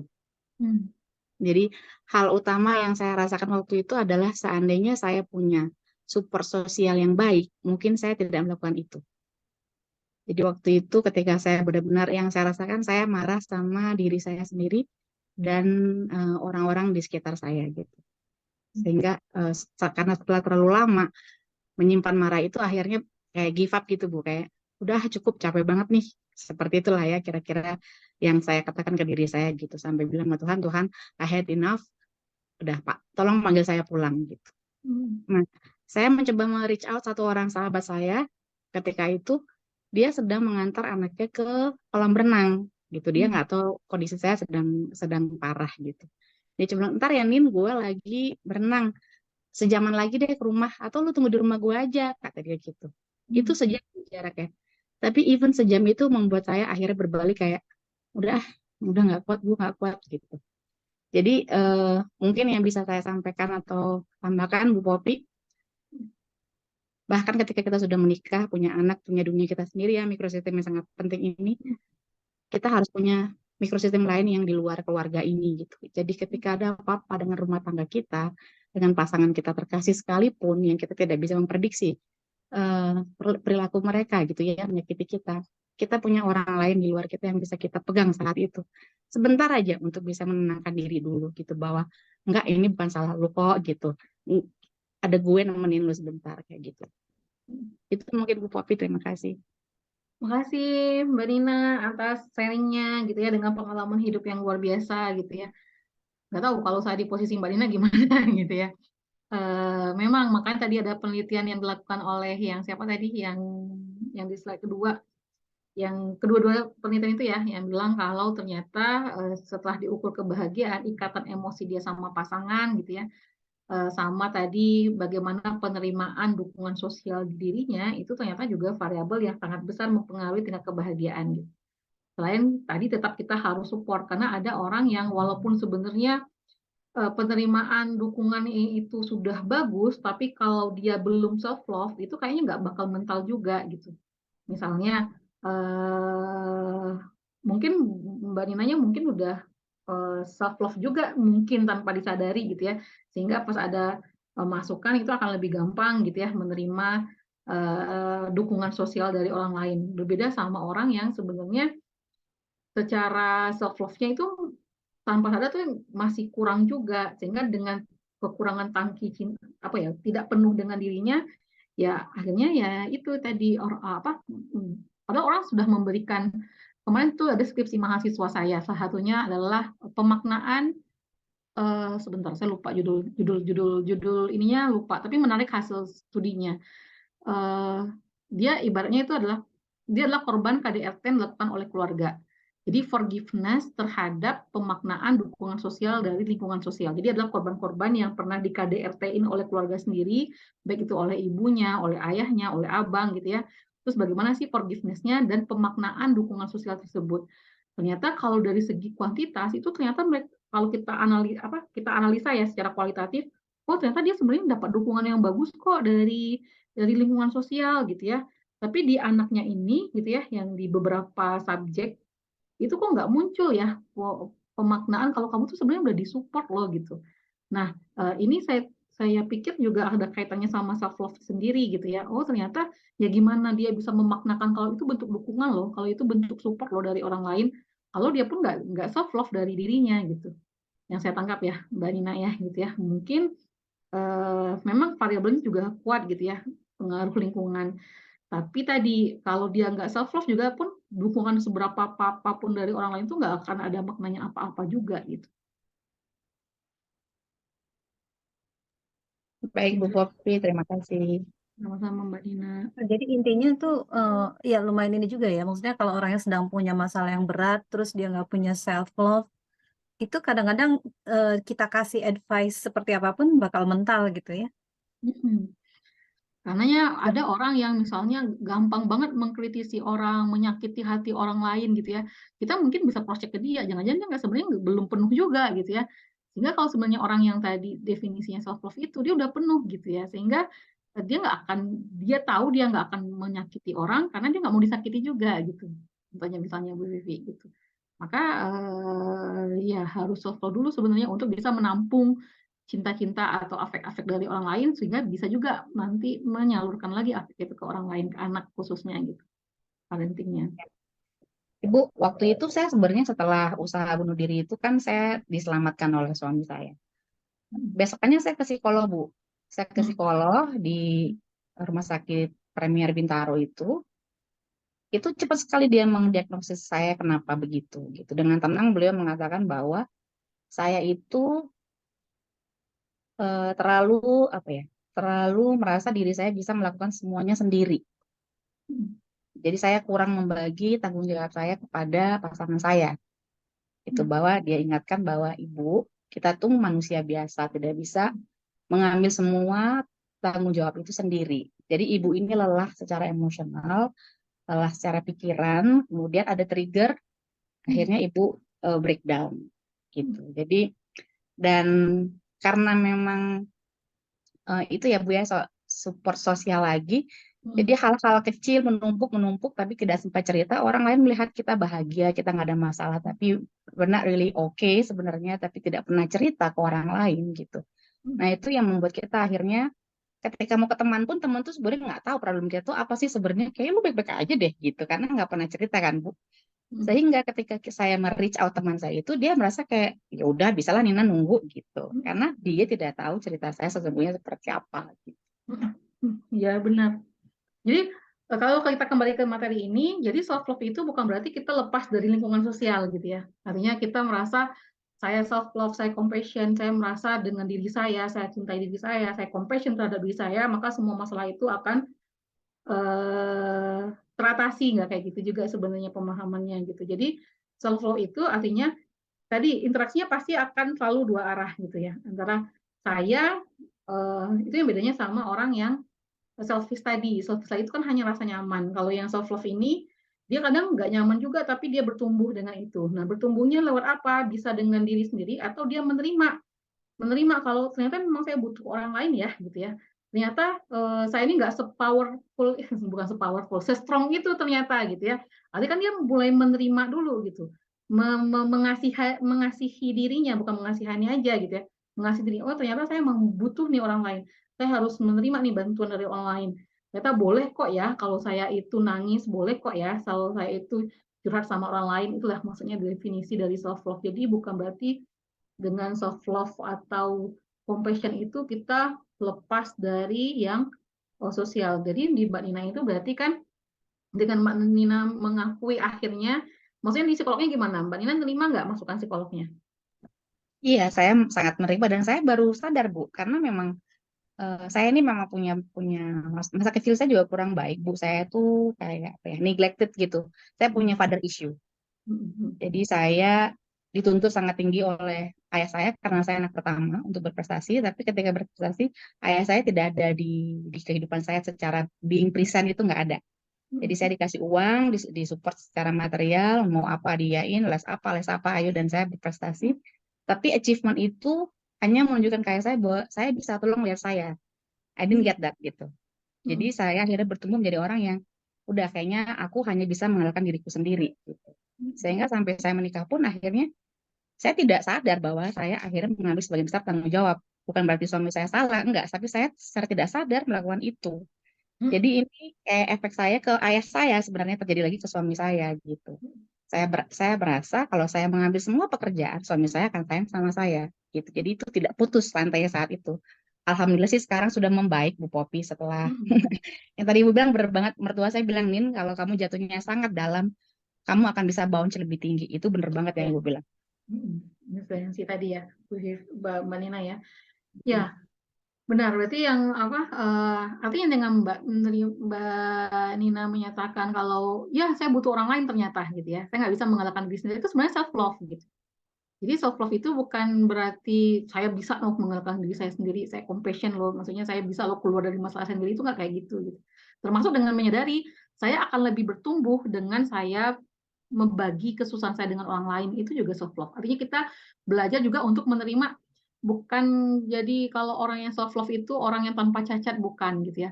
Jadi orang yang self love itu adalah orang yang mampu menerima saya cacat, tapi versi terbaik saya dengan cacat ini apa? Saya bisa menerima cacat ini gimana? Itu yang dimaksud dengan self love. Artinya dengan Mbak Nina menyampaikan, oh iya ya, ternyata saya nggak ini ya, saya butuh orang lain juga, itu sebenarnya udah self love gitu. Gitu Mbak Nina. Iya, Bu, betul. Ya. Baik, terima kasih. Saya ingin menyapa Ibu Dian. Halo, Bu Dian. Saya pernah sama Bu Dian semester 1 ya, Bu. Ujian sendirian waktu itu. Oh iya, berarti ini kemudiannya kayaknya lagi nyambi nih. Iya. Bu, Baik, Ibu mungkin pada teman-teman yang lain mau sharing, silakan loh. Ya, Ibu Popi. ya Mbak Hatifah, silakan. Iya, ikutan sharing ya. Ya, alhamdulillahnya apa ya? Bukan mengcompare, tapi ya saya juga apa ya? Merasa prihatin lah ya mendengar Kak Nina, cuman juga cukup senang banget gitu ya, Mbak Nina sampai di titik ini gitu. Nah, apa yang Ibu bilang itu juga memang rasanya benar sekali gitu. Nah, ada satu item Bu yang saya pengen share aja yang tadi Ibu bilang, bicara pada diri sendiri gitu. Itu tuh sebenarnya kayak somehow saya ngerasa itu kayak cukup powerful buat saya gitu ya. Udah lama sih saya lakukan itu ya, sekitar 1-2 tahun ke belakang lah gitu. Dan sampai saat ini saya masih melakukan itu gitu. Jadi ketika saya merasa tertekan, ada masalah, merasa tidak nyaman atau bingung mesti bagaimana gitu ya, itu saya sering kayak bukan afirmasi sih, tapi kayak ngajak diri saya bicara sendiri gitu. Karena kadang-kadang yang keluar itu ada dua, suaranya tuh ada dua Ibu. Kayak misalnya, oke, ini gue harus pergi nggak ya gitu. Ini katakan hanya pada satu pilihan yang simpel gitu. Saya tahu gitu kalau saya pergi ini akibatnya adalah A, B, C, D, A, B, C, D gitu ya. Kalau saya tidak pergi akibatnya adalah akan lebih baik gitu. Tapi namanya juga manusia gitu ya, yang tidak lepas dari salah, bingung gitu. Nah itu ketika saya bicara sama diri saya sendiri, somehow itu saya merasa most of the time sih, saya merasa jawabannya itu adalah jawaban yang paling valid dan ternyata ketika saya ikuti itu tuh benar adanya gitu Bu. Jadi istilahnya tuh kalau ada pilihan yang benar dan yang salah gitu, yang keluar tuh selalu yang benar gitu. Kayak misalnya, ini pergi nggak ya? Mendingan sekarang nggak usah gitu. Saya bingung gitu. Terus akhirnya saya tanya sendiri, oke Pit, tapi memang harus dalam keadaan tenang. Saya menenangkan diri saya, narik nafas. Oke, saya tanya, saya baiknya pergi nggak? Nanti kayak dijawab gitu, nggak usah. Sorry, saya manggil diri saya sendiri, Pipit, Ibu. Terus, nggak usah, Pit. Ini hujan. nanti susah, nanti udah macet, pulang malam, besok pagi gitu. Kayak akhirnya kalau saya ikutin itu ya balik lagi most of the time benar gitu. Apalagi kalau misalnya saya lagi gaduh gitu pikirannya gitu ya, atau lagi dalam keadaan tertekan, ada masalah, saya bicara sama diri saya sendiri, ini saya harus bagaimana? Udah nggak apa-apa. Lo kuat, lo bisa tidur aja, nggak usah dipikirin. Besok pagi bangun, olahraga, yang kayak gitu-gitu gitu Bu. Tapi ya itu balik lagi somehow hati saya yang paling kecil ini yang bicara pada walaupun ada perdebatan, tapi itu namanya apa ya kayak entah afirmasi atau apa itu tapi selalu berhasil menenangkan saya gitu dan saya akhirnya tahu jawabannya gitu. Makanya tadi pas Ibu bilang coba bicara sama diri sendiri gitu ya. Ini sekedar sharing aja. Ternyata ya item itu cukup powerful buat saya. Itu aja sih Ibu Popi, teman-teman. Baik, makasih Mbak Hatifa, Mbak Pipit gitu ya untuk sharingnya gitu ya. Karena memang ini yang mencetuskan ini itu adalah ahli neurolog sendiri tadi yang Richard J. Davidson gitu ya. Pas saya baca pertama kali Soft Compassion dan kenapa saya suka, karena pas saya flashback lagi, ternyata benar juga ya soft talk ini gitu. Saya jadi ingat suatu kejadian dulu, saya mendapatkan tiba-tiba mungkin afirmasi ya. Kalau yang Richard J. Davidson itu afirmasi positif, itu ternyata cenderung mengarahkan alam bawah sadar kita, energi kita untuk berlaku sesuai dengan apa yang kita afirmasi tadi. Jadi saya dulu sedikit sharing juga, jadinya saya juga sharing. Waktu SMP saya sempat jadi korban bullying, Bu Vivi. Kenapa nanti waktu pengabdian saya akan fokus ke korban bullying gitu ya. Jadi sharingnya dulu saya itu adalah orang daerah, orang di pelosok banget. Kemudian karena ada nama baharum orang tua, jadi ngerasa kok kayaknya gampang banget dapat ranking 1 gitu ya, karena kayaknya saya merasa saya nggak belajar pun dapat ranking 1 di situ, kayak seolah-olah tuh nilainya dikasih. Nah, saya nggak berpuas diri untuk itu. Akhirnya saya meminta ke orang tua, tamat SD itu saya mau pisah sama orang tua. Saya memilih merantau ke kota besar, waktu itu di Padang namanya. Saya mau ke kota, saya ngekos, atau saya tinggal sama nenek, saya mau sekolah yang nggak ada nama mama, nggak pokoknya tidak membawa embel-embel orang tua. Jadi sebagai anak daerah, waktu itu udah saya dimasukkan ke kelas biasa awalnya. Di kelas biasa, karena saya memang mau melihat limit saya itu sejauh mana, ternyata alhamdulillah anak daerah ini juara 1 gitu. Walaupun awalnya kan masih ada ranking, walaupun awalnya beberapa guru pun underestimate gitu anak daerah waktu itu, karena bukan sekolahnya sekolah unggulan, jadi bukan dari SD-SD yang unggul masuk di sana, tapi anak daerah yang jauh selatan itu masih jauh, kabupaten banget di pelosok gitu ya, di underestimate. Kemudian udah dari kelas yang pertama itu saya dimasukkan ke kelas unggul. Kelas unggul itu isinya adalah orang-orang yang dari kelas 1 sampai kelas 3, di kelas 1, 2 kelas biasa, kelas 3 saya dimasukkan kelas unggul, anak-anak yang sudah di kelas yang sama. Jadi mereka tuh udah unggul dari kelas 1, unggul, kelas 2, unggul, kelas 3, unggul. Pas di sana, saya tuh dibully oleh beberapa anak gitu ya, bilang, kamu gak akan berhasil di kelas ini gitu. Kamu cuma anak pelosok, itu berkali-kali di ini. Apa kamu gak akan bisa, itu berkali-kali saya dibully gitu ya, terkait dengan potensi. Nah, saat itu saya sempat secara psikologis sempat terguncang juga, namanya juga masih anak SMP daerah tanpa orang tua gitu ya, maksudnya berjuang sendiri gitu di kota besar, dibully lagi sama teman-temannya yang di kelas unggul. Awalnya saya terpuruk sampai pernah sempat takut berprestasi di kelas tersebut gitu, takut untuk juara di sana gitu, takut dibully gitu ya. Kemudian juga saya takut ke sekolah waktu itu, sempat takut karena yang membuli itu sampai laki-laki gitu, laki-laki badan besar. Maka hari itu entah dapat ide dari mana, saya coba dicermin gitu. Mencoba tuh self talk gitu ya, kayak self talk sama diri sendiri. Popi, kamu anak, gak tahu, saya nggak belajar teori apa-apa, tapi saat itu tuh suka aja gitu dicermin. Saya coba kontrol emosi, nada bicara, semua. Saya terus tuh ngomong ke kaca, kamu jauh-jauh nih bisa dari orang tua, masa kamu mau dibiarkan gitu? Gak apa-apa kamu anak daerah, masa kamu mau dibully gitu ya? Itu terus. Pas ketemu saya masih ingat nama beliau, Fanade namanya, yang cowok ini yang membuli saya, masih ingat banget, kan membekas banget gitu. Pas di saat itu, pas saya ketemu sama orangnya, tiba-tiba muncul keberanian gitu ya. Oh ternyata afirmasi itu cukup cukup powerful juga Mbak Pipit ke saya gitu ya. Oh muncul keberanian. Pas saya dibully dengan kata-kata, ya udah saya lawan gitu ya. Ternyata dengan saya berani gitu ya menyatakan, kenapa kamu kalau memang saya juara 1 kenapa gitu. Kalau saya dari anak desa kenapa? Memang saya nggak bisa berprestasi kayak kamu gitu misalnya. ternyata muncul keberanian itu. Setelah saya tiap pagi mau berangkat sekolah tuh saya afirmasi lewat kaca gitu. Emang ngomong gitu. Kamu bisa nanti tuh ngomong sama Fanade itu, kamu mau ngomong apa tuh bisa gitu. Kamu nggak salah gitu. Pokok afirmasi positif, tapi luar biasa.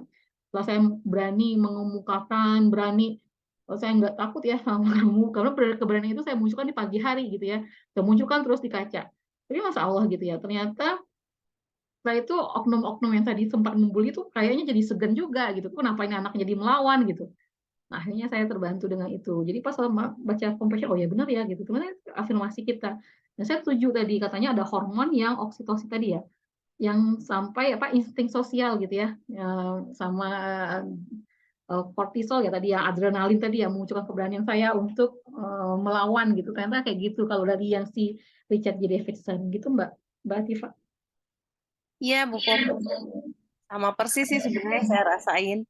Kayak Iya. ada yang, udah nggak apa-apa, kamu bisa gitu. Iniin aja, orang itu bener kok, kayak gitu-gitu gitu. Jadi ya, saya juga merasakan hal yang sama ya. Terima kasih banyak ya Bu Popi untuk sharing. Sama Mbak Pipin. Saya kembalikan ke Bu Aileen ya, sama Bu Vivi. Oh, nah ini mungkin saya mau tanya yang itu apa?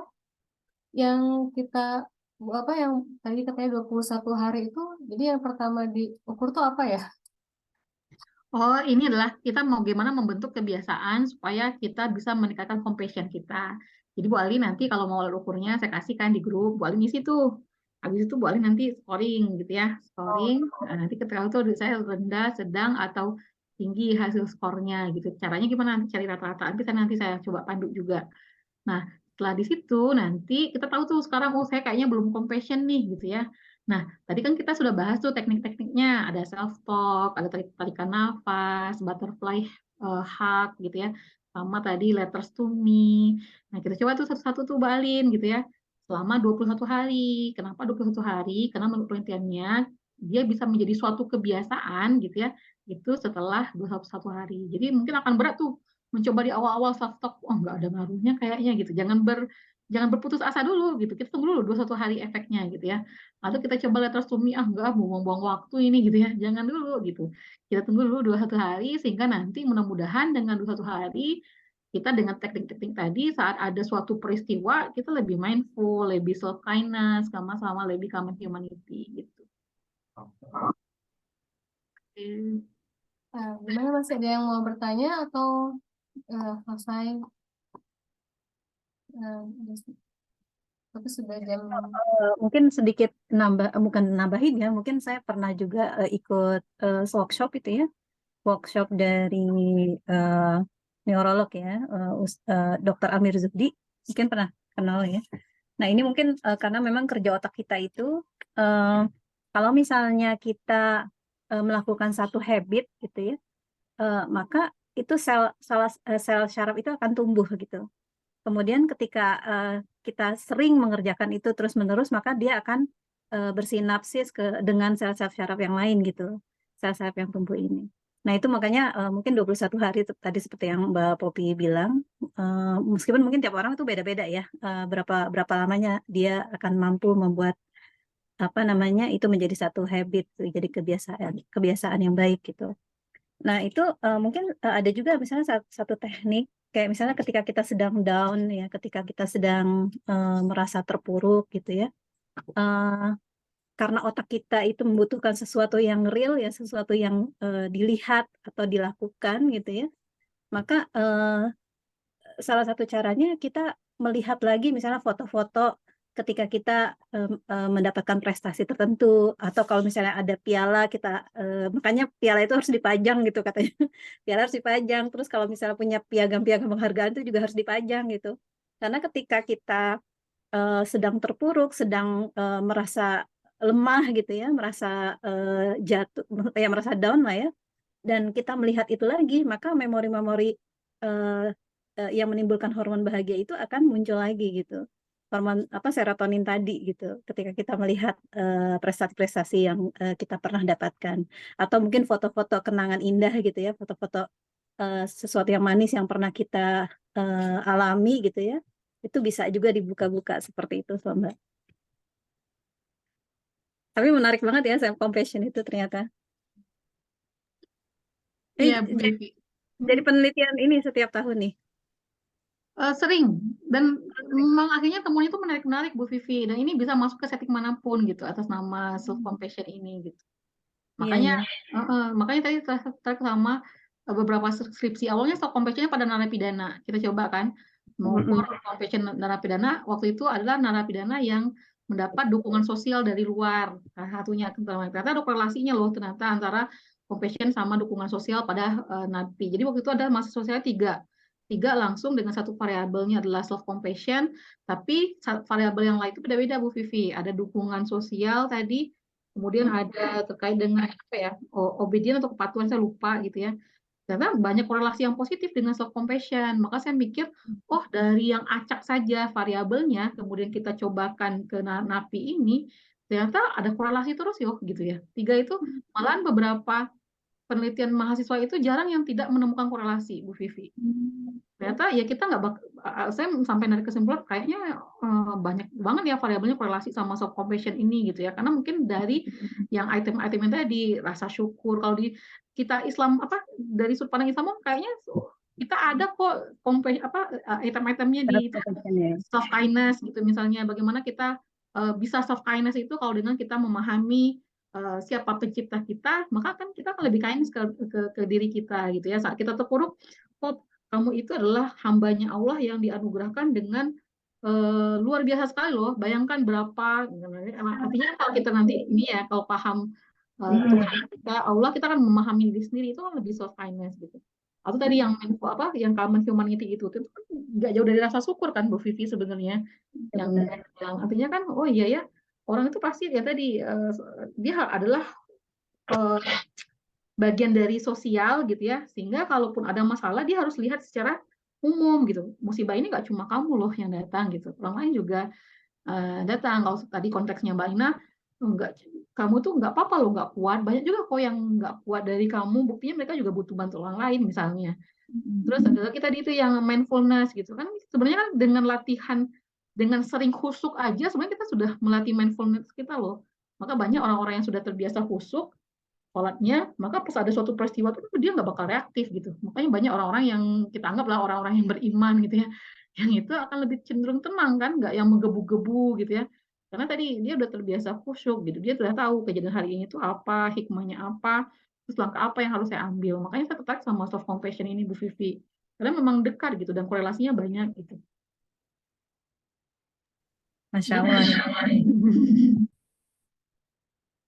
Oke.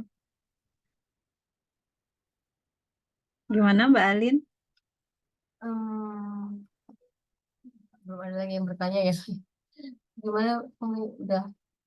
Udah jam, sebentar lagi udah mau maghrib sih. Iya. Si Ryan ini nggak rewel nih. Dia lagi dibawa papanya healing. Iya. Stres soalnya tadi mamanya tetap kerja di laptop, akhirnya dia healing. Iya deh. Kasihan ntar ya ada yang protes. Ya, Bu Vivi, Bu Alin. Terima kasih banyak loh Mbak Kopi, ini benar-benar menarik banget temanya. Iya. Itu Mbak Dian juga dulu pernah ngisi tentang ini ya, sex education juga, itu menarik banget buat ibu-ibu. Halo, Assalamualaikum Mbak Vivi, Mbak Kopi. Akhirnya muncul Bu Dian. Tadi disalami tuh sama Mbak Nina. Ini banyak mahasiswa kita Mbak Dian. Biasalah ya, hari Minggu mau belajar, tapi panggilan rumah tangga nih nggak pernah berhenti ya. Makanya Ibu Hikari biasanya kalau habis maghrib kayaknya lebih ramai ya mungkin ya Bu Vivi ya. Mungkin ya. Kadang-kadang sih sebenarnya jam segini juga ramai. Cuma hari ini juga kan ada beberapa agenda tuh. Tadi Oh, yang iya. demo Palestina kayak pada ikutan. Oh iya. Oh iya.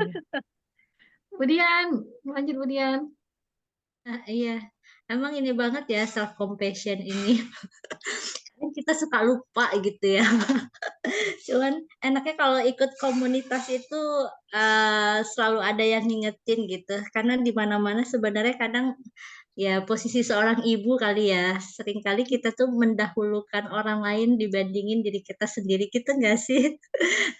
Ya, kadang anak dulu baru kita, suami dulu baru kita gitu. Ya memang kalau udah self compassion dengan teknik-teknik Bu Popi tadi, ya emang kita full dulu, nanti akan ngalir gitu aja ya. Untuk tadi lihat grup, jadi bisa ngikut. Iya. Siapa yang tidak memiliki dia nggak akan bisa memberi ya.